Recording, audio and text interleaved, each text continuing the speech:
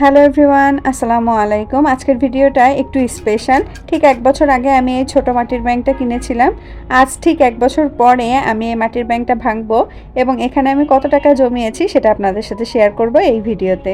আসলে খুব ছোটবেলা থেকে আমার মাটির ব্যাংকে টাকা জমাতে বেশ ভালো লাগে।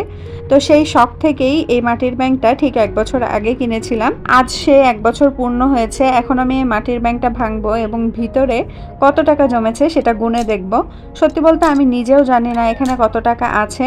এই ব্যাংকটাতে যে আমি প্রতিদিনই টাকা রাখতাম এরকম না, মাঝে মাঝে 100 টাকা, কখনো 200 টাকা, কখনো 500 টাকা এইভাবে টাকা জমিয়েছি।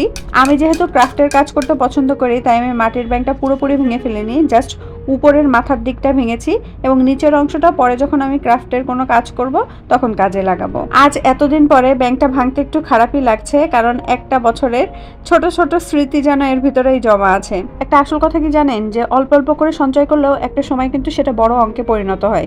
তাই আমাদের সবারই যতটুকু সম্ভব সঞ্চয়ের অভ্যাস গড়ে তোলা উচিত। হয়তো আমি এভাবে অনেক বেশি পরিমাণে টাকা জমাতে পারি না, বাট যতটুকুই জমাই সেটুকু দিয়ে আমি আমার ছোট ছোট সকালাতগুলো পূরণ করি।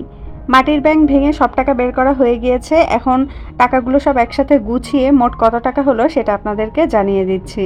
আলহামদুলিল্লাহ, গত 1 বছর একটু একটু করে সঞ্চয় করে আমি এখানে মোট 14,500 টাকা জমিয়েছি। আমার এই মাটির ব্যাংকে টাকা জমানোর আরেকটা অন্যতম কারণ হচ্ছে আমার হাতে টাকা থাকলে আমি খরচ করে ফেলি। এ কারণে মাটির ব্যাংকে টাকা ঢুকিয়ে রাখলে আমি সহজে বের করতে পারি না, এদিকে আমার কিছু সঞ্চয় হয়ে যায়। আমার মতো কে কে এরকম মাটির ব্যাংকে টাকা জমাতে পছন্দ করেন কমেন্ট করে কিন্তু অবশ্যই জানাবেন। তো এই ছিল আজকের ছোট্ট একটি ব্লগ। দেখা হবে নেক্সট ভিডিওতে। সে পর্যন্ত আপনারা সবাই ভালো থাকুন, সুস্থ থাকুন। আসসালামু আলাইকুম, আল্লাহ হাফেজ।